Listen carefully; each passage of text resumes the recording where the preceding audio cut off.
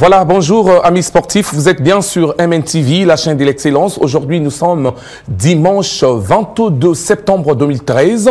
Jour pour jour, nous allons donc parler de votre émission que vous attendez et qui constitue pour vous un rendez-vous incontestable les dimanches à partir de 15h. Aujourd'hui, nous allons parler du handball, nous allons parler aussi du taekwondo, du jujutsu, nous allons parler du basket, nous allons parler du judo et puis du karaté, sans oublier bien la boxe. Voilà, planter les décors, mais pour parler, amis sportifs, comme vous êtes sur la chaîne de l'excellence, je vous propose de suivre avec Richie Funandé les éléments qui ont marqué la semaine, les éléments sportifs bien sûr, et nous allons revenir après avec Richie Funandé.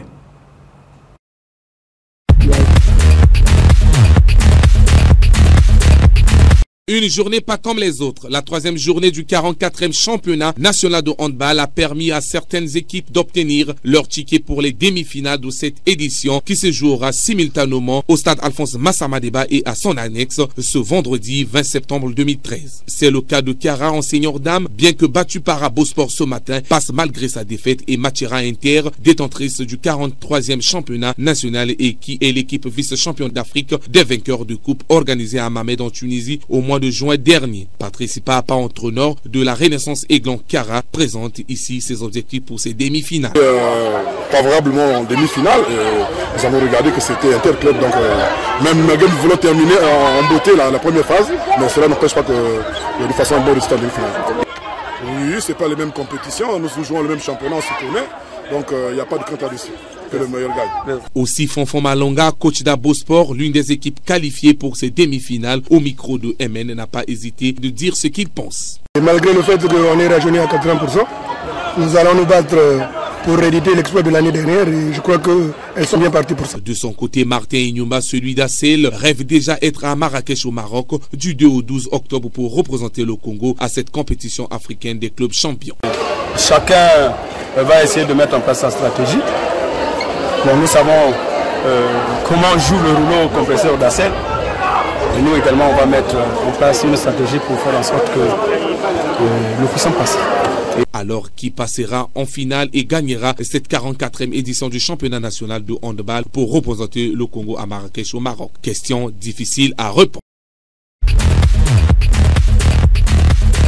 Parti du sol congolais le vendredi, les As Léopards sont en Égypte pour jouer le match décisif qui va les qualifier en demi-finale de la Ligue des Champions. Ils croisent le fer contre Zamalek de la localité. Les Fauves du Niari sont les outsiders du groupe A, ce qui est une première pour le Congo. Dans ce groupe sont logés les mastodontes d'Afrique comme Orlando Pirates, Al Ali et Zamalek. À cette étape de la compétition, les Congolais n'ont plus droit à l'erreur comme celle commise face à Al Ali le 31 août dernier en Égypte toujours. Avec ces 7 points, les As Léopards occupent la 3e place du classement derrière Orlando Pirates et Al Ali. L'équipe congolaise a ainsi le devoir de remporter cette rencontre pour être qualifiée en demi-finale, chose qui n'est pas impossible. À leur départ, aucune défaillance a été signalée, pas de malades ni de blessés.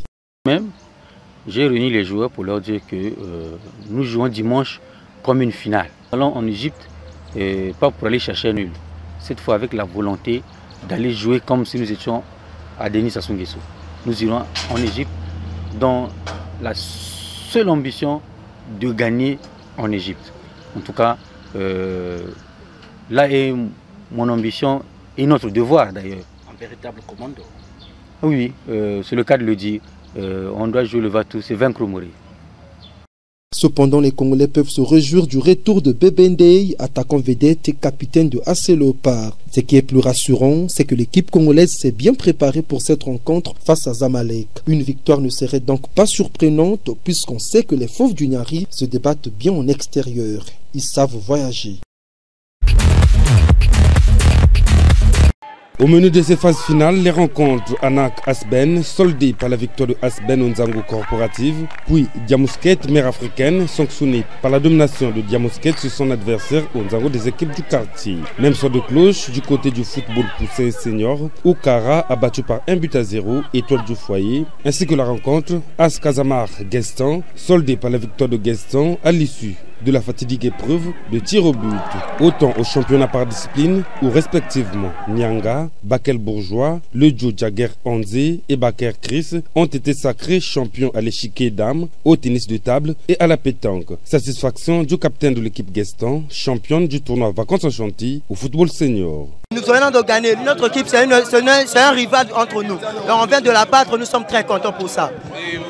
C'est notre organisation. On est habitué à jouer au match. Donc à chaque édition, nous allons battre tous nos remerciements envers l'honorable. À chaque fois qu'il continue comme ça, nous sommes en soutenance avec lui. Quoi de plus normal de dire que la 3e édition du tournoi multidisciplinaire, initié par Jean de Dieu Korissa, a vécu. Il est important que pendant les vacances, nous puissions rassembler les jeunes autour des activités saines qui leur permettent d'exprimer ce qu'ils ont le meilleur pour notre pays. Et c'est important que cette jeunesse ait des activités saines et s'approprie les valeurs de la République, qui sont l'unité, le travail. Et comme venait de dire un jeune ici, aujourd'hui les meilleures équipes ont gagné, demain d'autres gagneront. Et nous sommes au service de la jeunesse. Et vous savez que la jeunesse est sacrée. C'est pour ça que nous avons mis notre mandat au service de cette jeunesse que nous souhaitons encourager dans tous les domaines, aussi bien dans le domaine des entreprises privées, aussi bien dans le domaine du sport, parce que personne ne sera laissé au bord de la route. Il faut dire qu'au nombre de coupes décernées, l'on peut aussi citer avec aisance celle reçue par Kobaï Tota et Abdul Kone, tous deux sacrés meilleurs joueurs du tournoi au football senior et poussin.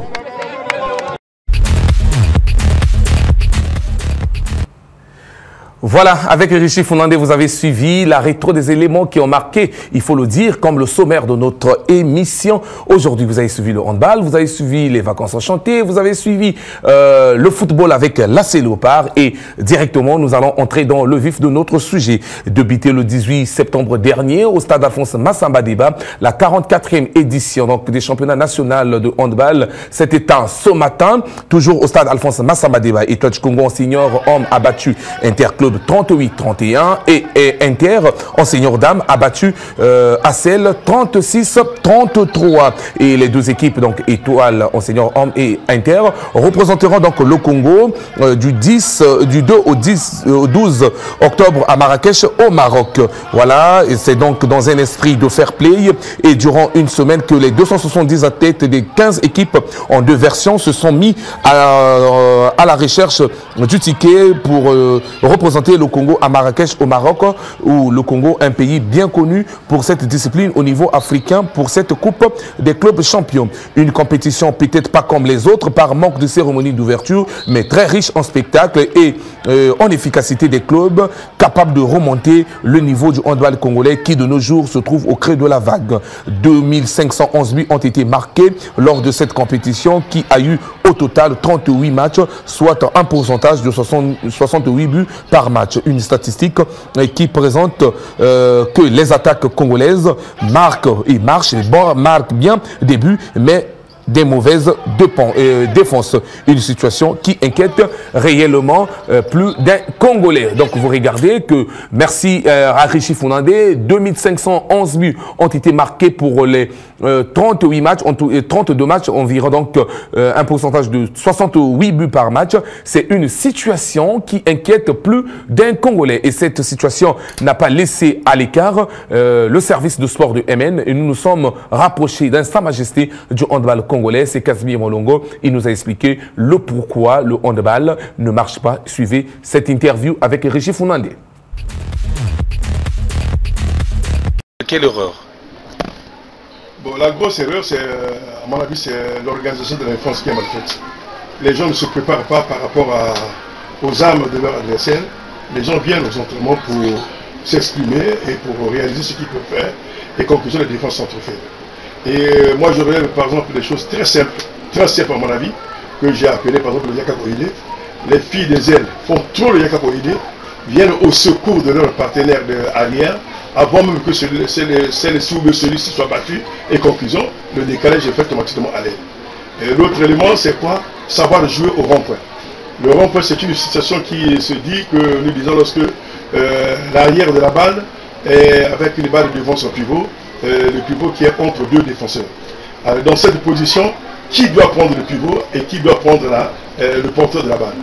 Lorsque la montée, l'agression est mal faite, alors automatiquement le pivot est libre. Et conclusion, ça fait des buts.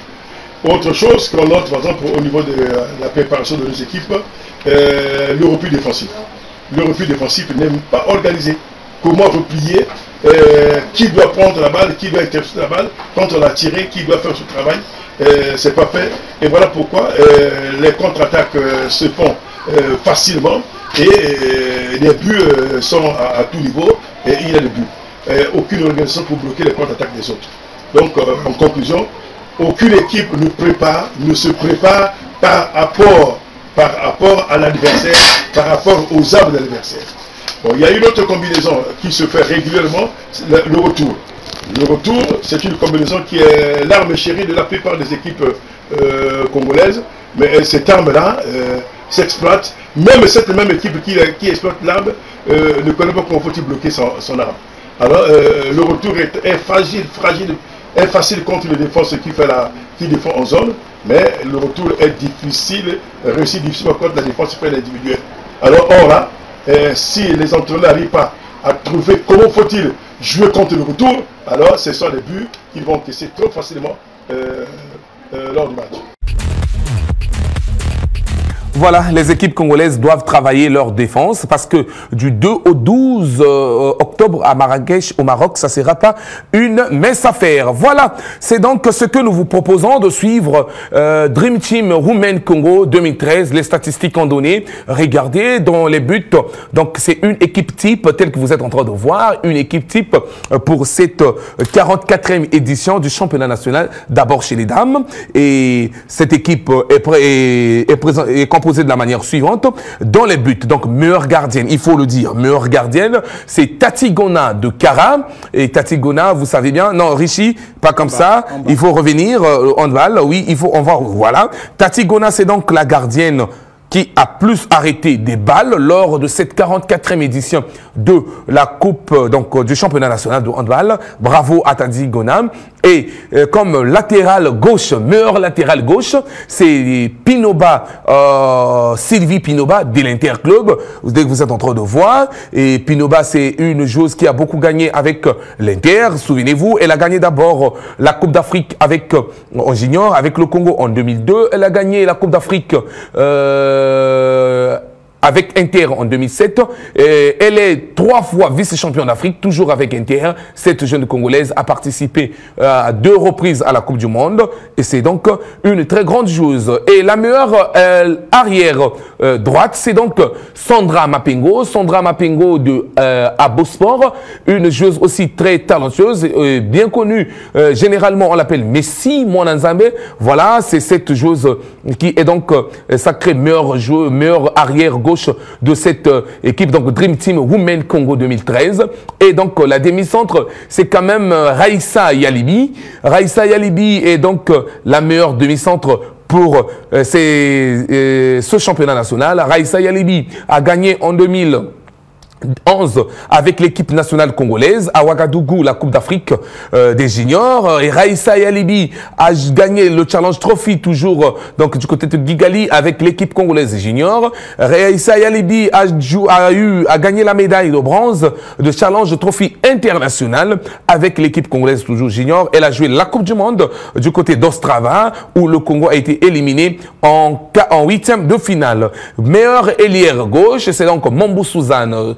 Et Mombu Suzanne, personne ne dira le contraire, elle a fait les beaux temps du handball congolais des derniers moments. Mombu Suzanne, une véritable ailière et qui aujourd'hui est sortie meilleure buteuse avec plus de 80 buts marqués pour cette 44e édition du championnat national. Mombu Suzanne, personne ne dira le contraire. Si peut-être qu'il y a des choses. Et meilleure ailière droite, c'est donc Grace Zoubabela.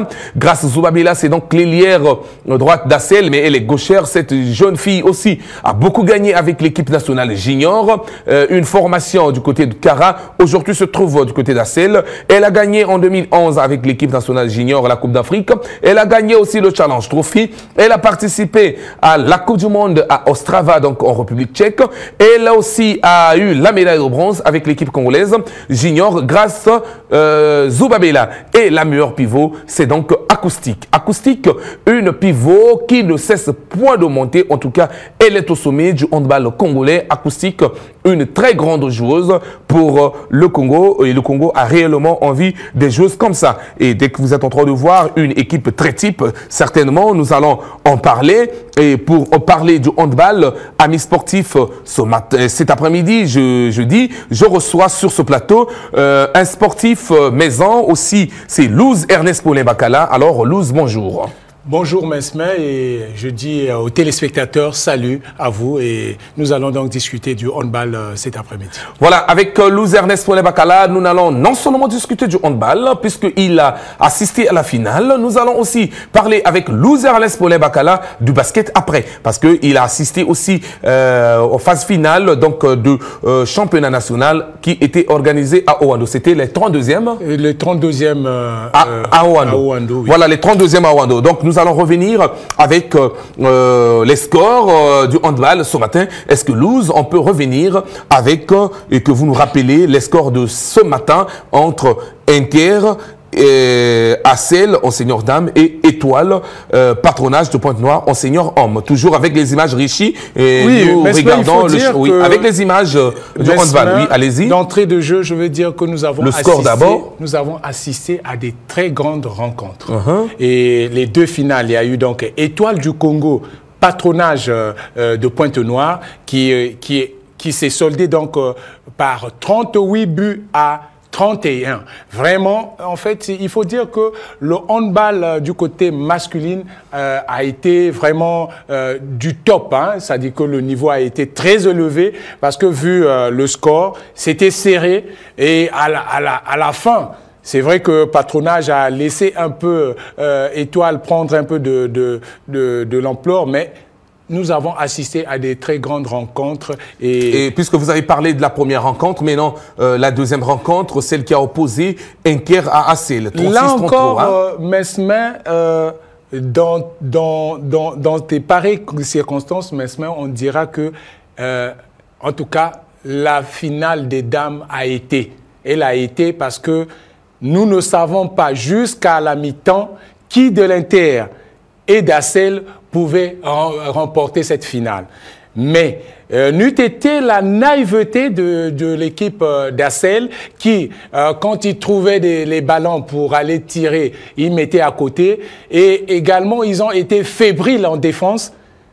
On aurait dû voir Assel certainement au podium, mais car cela ne tienne, Interclub a montré sa suprématie. Interclub a montré qu'il était d'abord physiquement au point, et la fébrilité d'Assel a fait que Interclub puisse passer juin devant cette équipe d'Assel. Mais des trois buts, il faut dire, Mesmin, nous avons eu en tout cas du bon handball, et nous disons merci à ces filles-là qui ont eu à jouer et qui ont montré également de quoi ils sont capables. Merci. Il y a eu championnat national, il faut le dire, il faut le rappeler que la Fédération congolaise de handball qui est en place n'avait plus le droit réellement d'organiser ce championnat, mais dans le souci du handball congolais, ils ont eu quand même le temps de le faire. C'est pas une mauvaise chose. Maintenant, Louz Ernest Paulin Bakala, est-ce que vous étiez, vous l'avez dit, vous étiez très satisfait du jeu étalé ce matin par les 4 équipes finalistes. Nous rappelons que donc la première équipe, enseigneur dames, c'est donc Inter, et deuxième, c'est donc Assel, et troisième, Abosport. Chez les hommes, meilleure équipe, c'est donc Étoile du Congo, deuxième, Patronage, et troisième, Inter. Voilà. Maintenant, Louz Ernest Paulin Bakala, 2 équipes représenteront le Congo du 2 au 12 octobre à Marrakech pour la Champions League de handball. Tel que vous avez vu le jeu, donc les jeux de ces 2 équipes, pensez-vous que le Congo, ces 2 équipes ramèneront une médaille à Marrakech, du retour de Marrakech? Bon, Mesmin, ramener une médaille, c'est trop dit. Pourquoi je le dis? Parce que il manque toujours des moyens aux équipes congolaises. Pourquoi? Parce que, en fait, nous ne savons pas si ces équipes-là, après cette compétition, pourront être internées afin de ficeler, sinon de voir un peu les systèmes de jeu.